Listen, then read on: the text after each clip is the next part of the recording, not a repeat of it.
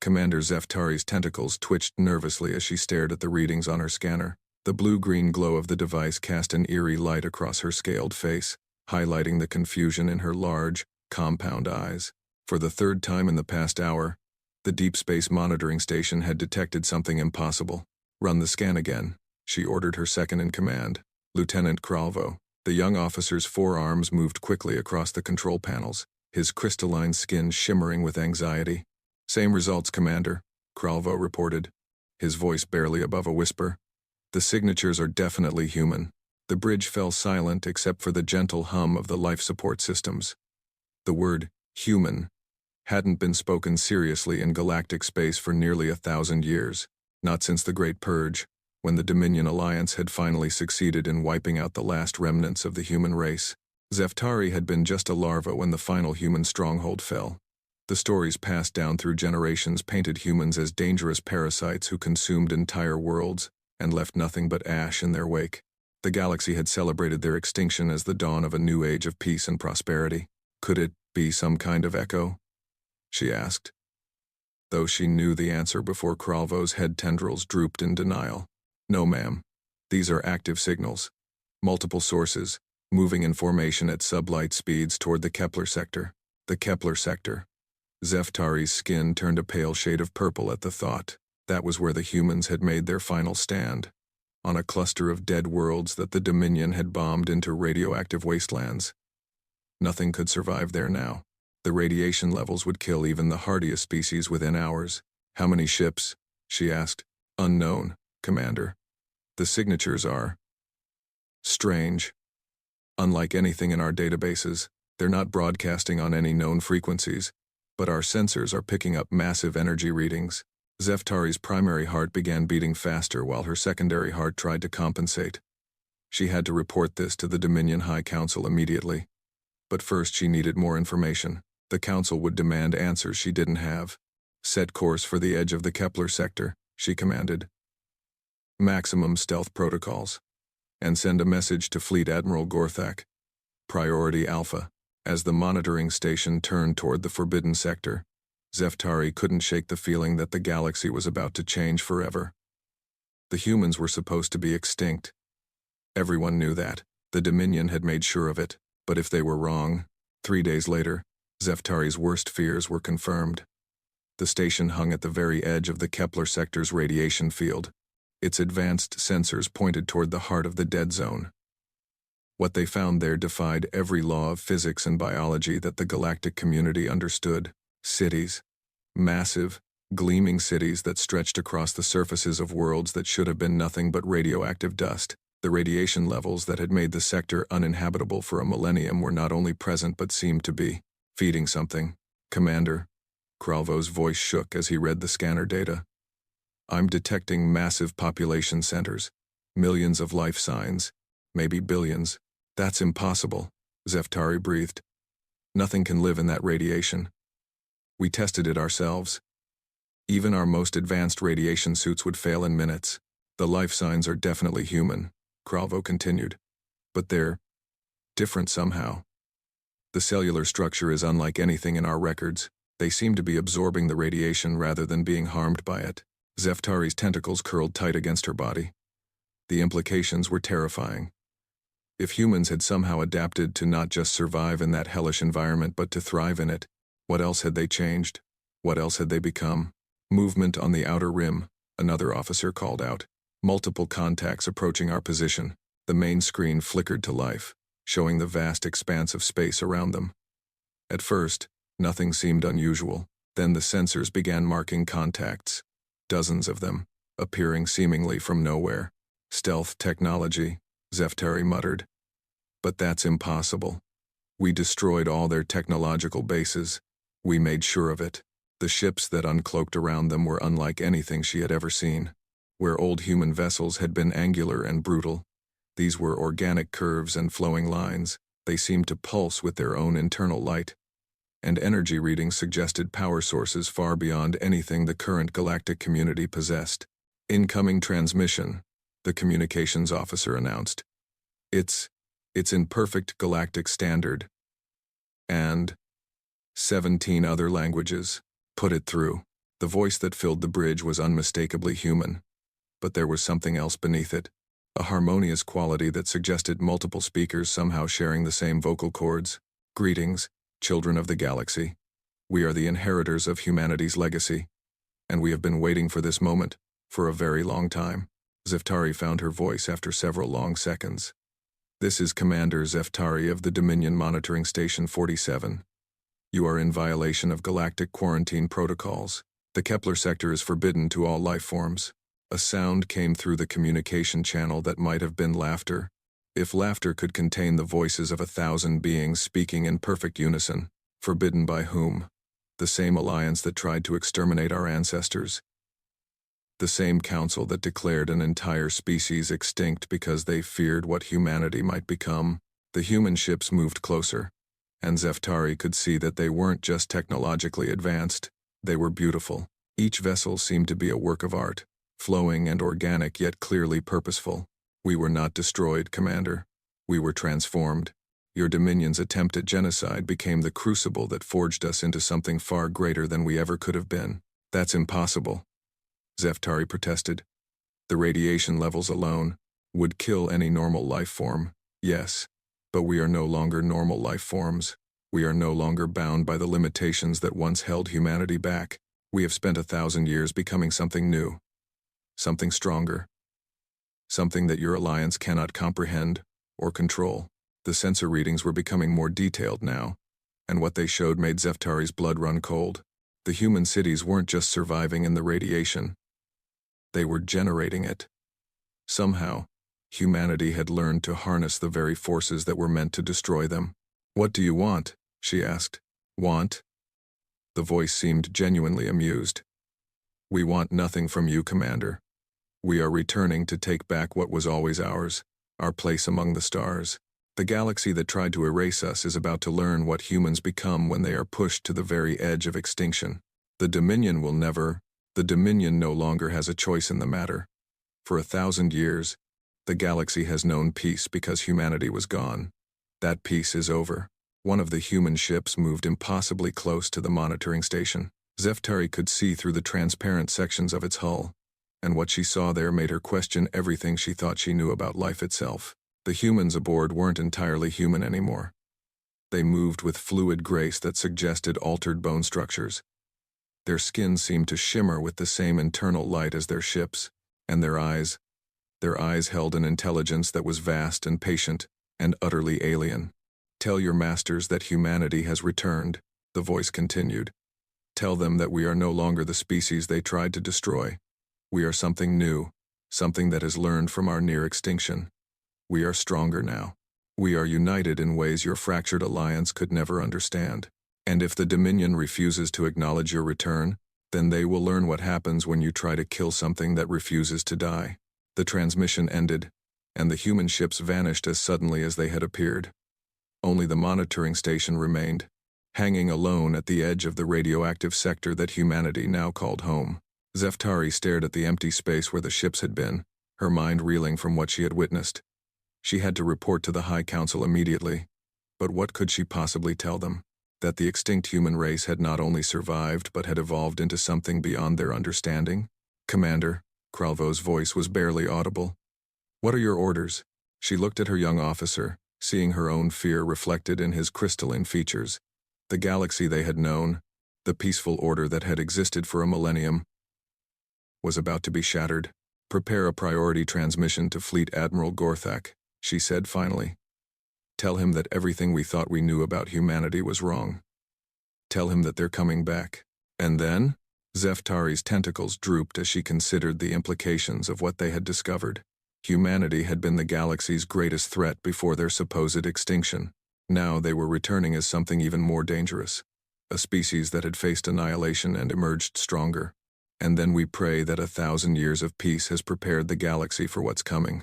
As the monitoring station began its urgent journey back to Dominion space, none of its crew noticed the small, almost invisible probe that detached from their hull. It was sleek and organic, pulsing with the same internal light as the human ships. It would follow them home, gathering information, learning about the galaxy that humanity was about to reclaim. The probe carried with it a message that would soon reach every corner of civilized space.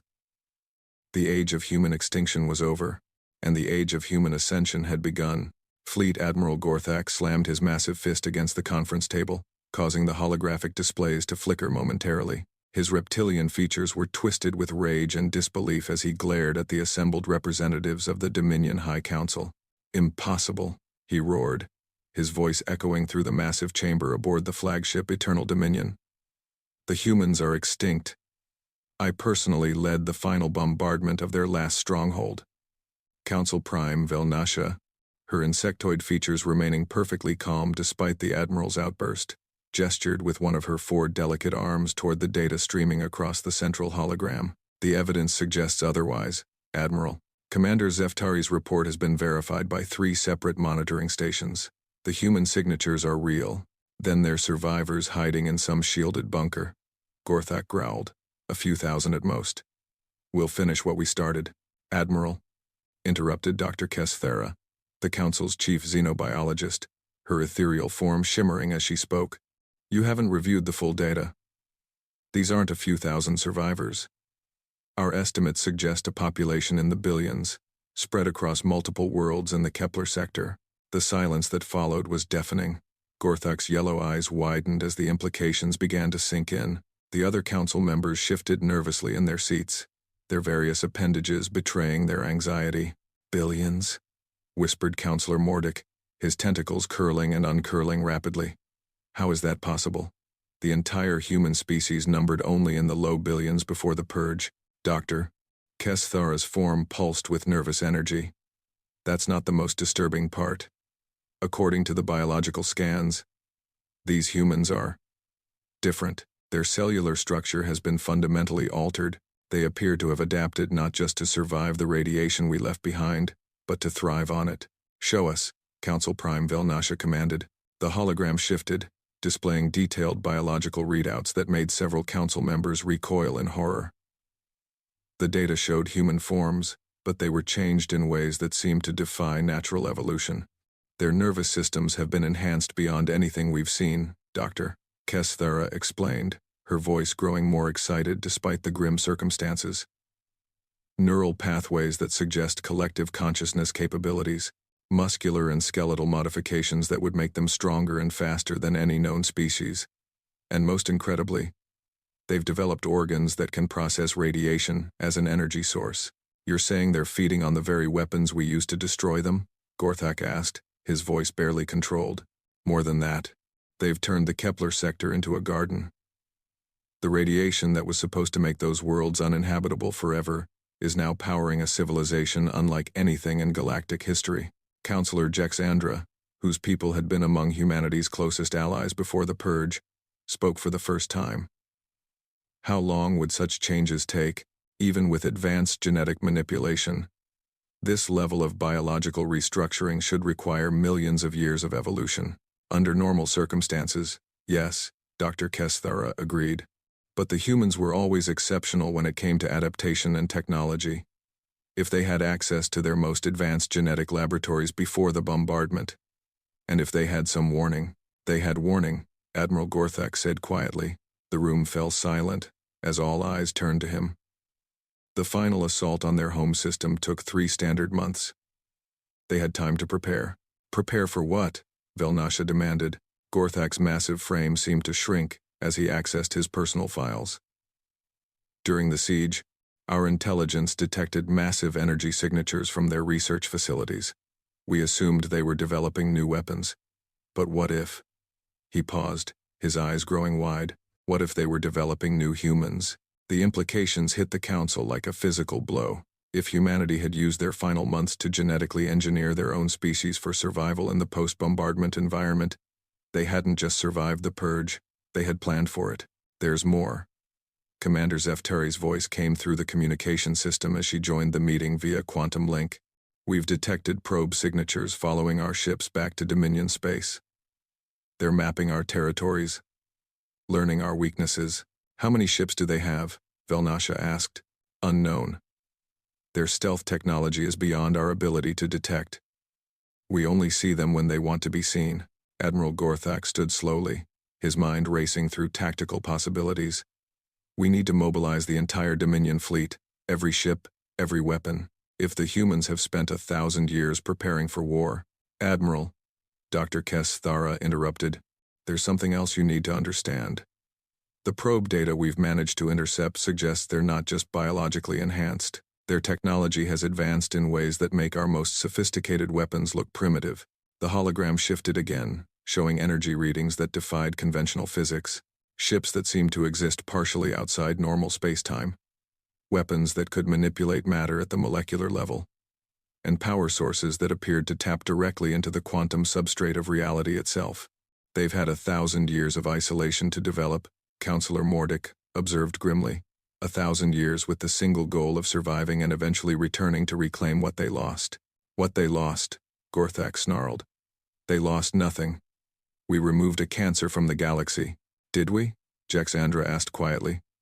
Or did we create something far worse? Before anyone could answer, alarms began blaring throughout the flagship. Emergency lights bathed the council chamber in red as officers rushed to their stations. Report, Gorthak barked into his communicator. Admiral, we have multiple contacts dropping out of hyperspace at the edge of the system, came the panicked response. They're human ships, sir. Dozens of them. The council chamber's main display switched to external sensors, showing the space around the Dominion fleet's position. One by one, ships began materializing from what appeared to be empty space. They were beautiful and terrible, organic curves that pulsed with inner light, moving with fluid grace that made them seem alive. Incoming transmission, the communications officer announced. Put it through, Velnasha commanded.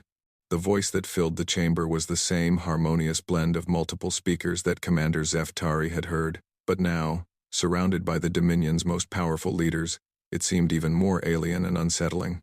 Greetings, architects of genocide. We bring salutations from the species you thought you had destroyed. Admiral Gorthak stepped forward, his massive frame radiating authority. I am Fleet Admiral Gorthak of the Dominion Alliance. You will stand down immediately and submit to galactic law. The sound that came through the speakers might have been laughter, if laughter could contain the voices of millions. Galactic law, the same law that declared an entire species guilty of the crime of existing, the same law that sentenced billions of innocent beings to death because they feared our potential. Your species was a plague on the galaxy. Gorthak roared. You consumed worlds. You destroyed entire ecosystems, and you destroyed us for it. Or so you thought. The voice grew colder, more distant. But we learned from your lessons, Admiral. We learned that survival requires transformation. We learned that the galaxy respects only strength. On the display, the human ships began moving in complex patterns, their formations creating geometric shapes that seemed to bend space around them. The Dominion sensors registered energy buildups that made their most powerful weapons look like toys. We came here today not to fight, but to deliver a message. Humanity is returning to claim its birthright among the stars. The worlds you stole from us, the colonies you burned, the future you tried to steal, we will take them all back. The Dominion will never surrender to a species of murderers and thieves, Gorthak declared. Murderers and thieves? The voice seemed genuinely amused. Look around you, Admiral.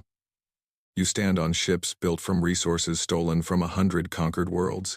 Your fleet is powered by energy stripped from systems that once belonged to free peoples. Your very existence depends on the systematic exploitation of species too weak to resist you. The truth of those words hit the Council like a physical blow. The Dominion had built its power on conquest and subjugation, just as the humans once had. The only difference was that humanity had been more successful at it.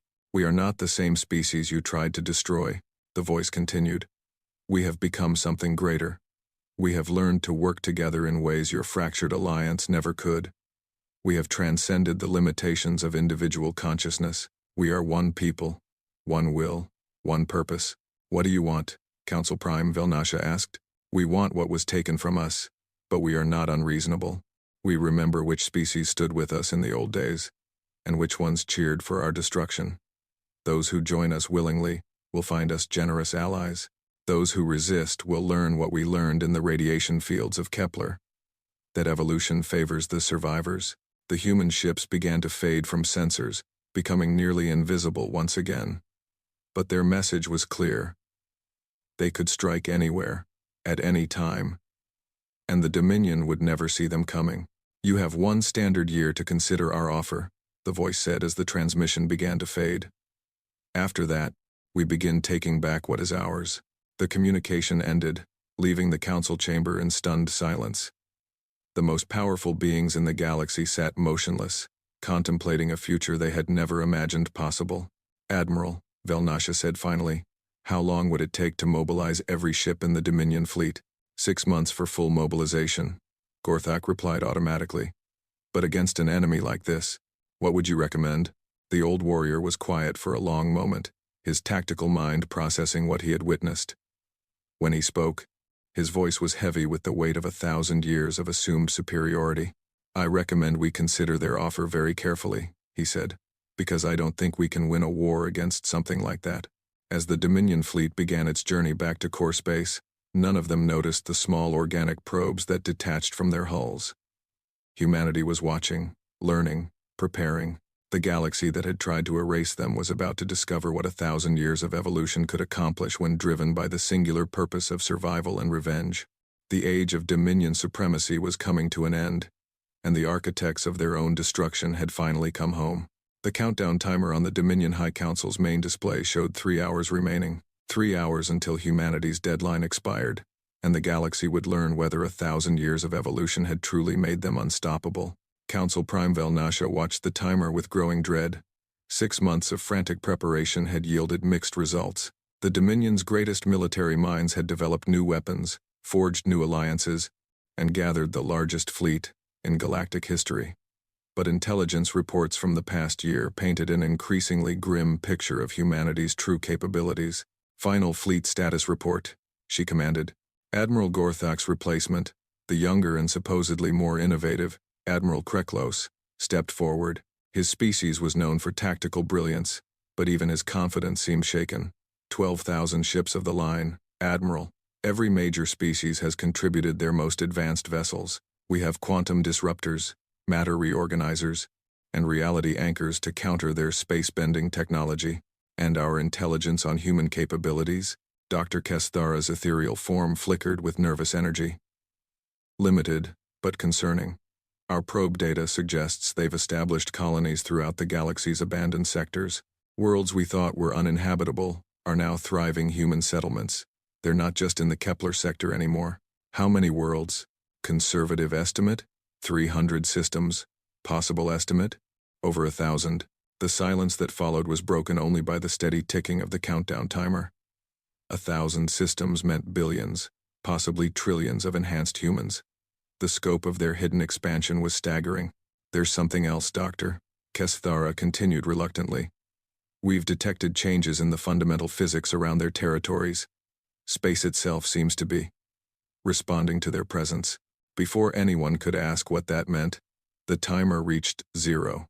For exactly 17 seconds, nothing happened. Then, every sensor in the Dominion fleet began registering impossible readings. Space wasn't just bending, it was opening. Thousands of rifts tore through reality itself as human ships poured through dimensional doorways that shouldn't exist. They emerged not just around the Dominion fleet, but around every major military installation, every capital world, every strategic position in Dominion space simultaneously. "How?" Admiral Kreklos whispered, staring at tactical displays showing human fleets appearing across an entire galactic arm. "The logistics alone." His question was answered as the human ships began to move. They didn't travel through space in any conventional sense. They existed in multiple locations at once, phasing in and out of dimensions that the Dominion's science couldn't even detect. Distance had become meaningless to them. "Incoming transmission," the communications officer announced unnecessarily. Every screen in Dominion space was already displaying the same image. It was human, but only in the most basic sense. The being that appeared before them had transcended individual existence. Multiple faces seemed to occupy the same space, speaking in perfect harmony. Their eyes held the light of stars, and their voice carried the weight of a species that had touched the edge of extinction and emerged transformed. "Children of the Dominion," the collective voice spoke. "Your year of consideration has ended. Some have chosen wisdom. Others have chosen the path of resistance." The display split, showing dozens of different scenes across the galaxy. On some worlds, Alien populations were greeting human ships with celebration. These were the species that had quietly negotiated surrender over the past months, exchanging their freedom for protection under humanity's new order. On other worlds, Dominion forces were firing everything they had at human ships, their weapons passing through the targets like they were made of light. Those who remember humanity's friendship have been welcomed as partners, the collective continued. Those who participated in our genocide will face judgment. Admiral Kreklos activated the fleet's quantum disruptors, weapons designed specifically to counter humanity's dimensional technology. The massive energy discharge lit up space like a newborn star, striking the nearest human vessel directly. The ship absorbed the energy like a flower absorbing sunlight, growing brighter and larger as it fed on the weapon designed to destroy it. Impressive, the human collective acknowledged. You've learned to weaponize quantum mechanics. We remember when your species was just discovering fire. What are you? Velnasha asked, her composure finally cracking. We are what you made us, came the reply. When you pushed us to the edge of extinction, we had two choices. Die as we were, or become something else. We chose transformation. The display changed, showing the interior of a human ship. What they saw there redefined the concept of life itself. The humans moved with fluid grace that suggested they were no longer entirely physical beings. They phased in and out of existence, their consciousness flowing between individual bodies and collective awareness like water finding its own level. We learned to merge our minds while keeping our individuality, the collective explained. We learned to exist in multiple dimensions simultaneously. We learned to feed on the forces that were meant to destroy us. We became something new. You became monsters, Admiral Kreklos snarled. Did we? The question was asked with genuine curiosity. Monitor your fleet's life support systems, Admiral. Kreklos's eyes widened as readings poured in from across the Dominion fleet. The air was becoming cleaner, radiation levels were dropping, and malfunctioning equipment was repairing itself. We could have destroyed your fleet the moment we arrived, the collective continued. Instead, we're making your ships safer for your crews. We could have turned your weapons against you, but we disabled them gently. We could have conquered your worlds in fire and blood, but we're offering partnership. Why? Velnasha asked. Because we learned something during our 1,000 years of evolution.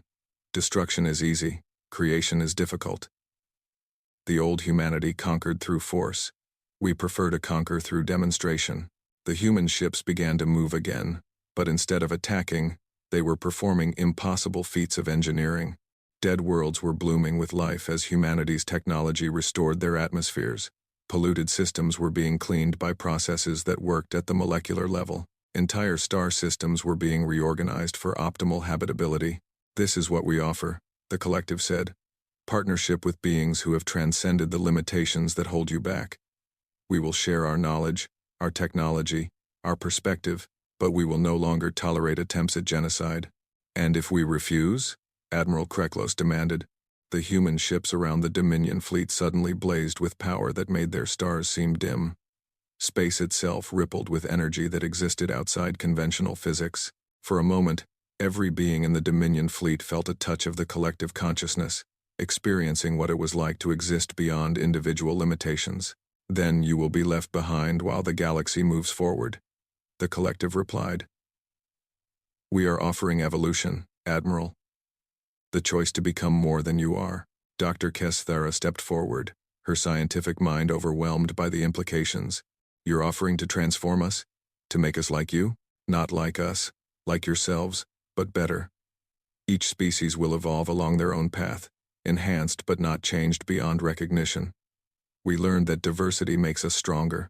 The display changed again, showing scenes from across human space. Dozens of different species were working alongside transformed humans, each retaining their unique characteristics while gaining enhanced capabilities. They were building wonders that surpassed anything in galactic history. The Zephyrians chose enhancement and now build cities in the hearts of stars, the collective explained. The Christex merged with their technology and became living computers capable of calculating the movement of entire galaxies. The Vorthak learned to exist in pure energy, and now travel between dimensions as easily as you walk between rooms. What about those who refuse? Velnasha asked quietly. They remain as they are, protected but isolated, free to live their lives within the boundaries they choose for themselves. But they cannot interfere with the growth of others. Admiral Kreklos was studying the tactical displays, his military mind processing what he was seeing. The human ships weren't just individually powerful. They were connected in ways that made them effectively invincible. Each vessel could draw on the combined knowledge and capabilities of the entire collective. "You're asking us to surrender everything we are," he said. "We're asking you to become everything you could be," the collective replied. "The choice is yours, but choose quickly." The galaxy is moving forward, with or without the Dominion. The countdown timer reappeared, showing 30 minutes. Around the galaxy, some Dominion worlds were already accepting humanity's offer. Others were mobilizing for hopeless resistance. Velnasha looked at her fellow council members, seeing her own thoughts reflected in their expressions. They were leaders of the most powerful alliance in galactic history.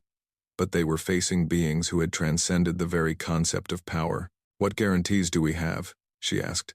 "How do we know you won't simply replace us as the galaxy's rulers?" "Because we're not interested in ruling," the collective answered. "Rule requires subjects, and we prefer partners. Watch." The display showed human ships withdrawing from several star systems, leaving behind transformed worlds but taking no control over them. The local populations were free to govern themselves, enhanced but not dominated. "Power over others is a weakness we outgrew," the collective explained. "True strength comes from lifting others up, not holding them down." Dr. Kesthara was scanning the human ships with every sensor at her disposal, her excitement growing as she processed the data. "The collective consciousness isn't a hive mind," she announced. "Each individual retains their personality while gaining access to shared knowledge and capabilities. It's like a galaxy-wide internet for consciousness, but permanent," the collective added, "and infinitely expandable. As more species join, the network becomes richer, more diverse, more capable." The timer showed 15 minutes remaining. Around the galaxy, the transformation was already beginning. Worlds that had chosen to join humanity were experiencing a renaissance of technology and culture that exceeded their wildest dreams. Admiral Kreklos made his decision first. "I've spent my life protecting the Dominion through force," he said slowly. "Perhaps it's time to try protecting it through evolution." One by one, the other council members agreed. They had seen enough to understand that resistance was not just futile, but unnecessary. Humanity wasn't offering conquest. They were offering ascension. "Very well," Velnasha announced. "The Dominion accepts your offer of partnership." The transformation began immediately. It wasn't painful or traumatic.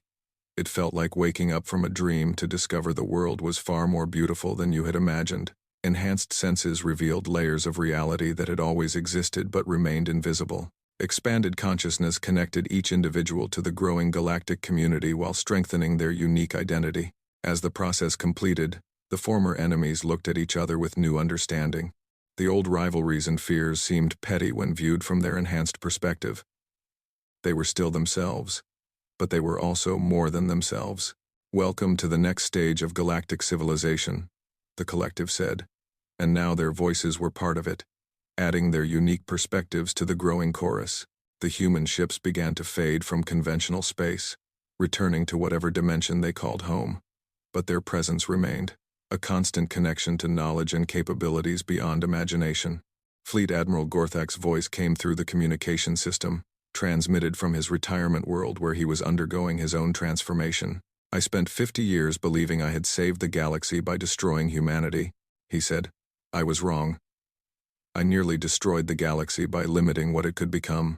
The galaxy that emerged from humanity's return was unrecognizable from the one that had tried to destroy them. It was bigger, brighter, more diverse, and more united than ever before.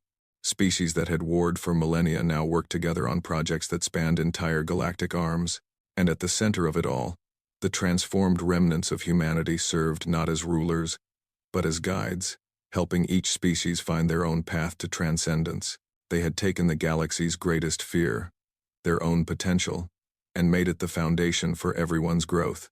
The age of limitation was over. The age of infinite possibility had begun. In the end, humanity's greatest victory wasn't surviving their own extinction. It was proving that even genocide could be transformed into genesis. that even the darkest hatred could be turned into the brightest hope. They had kept their promise. They had returned stronger than before. But more importantly, they had returned wiser, and they were sharing that wisdom with a galaxy that was finally ready to receive it.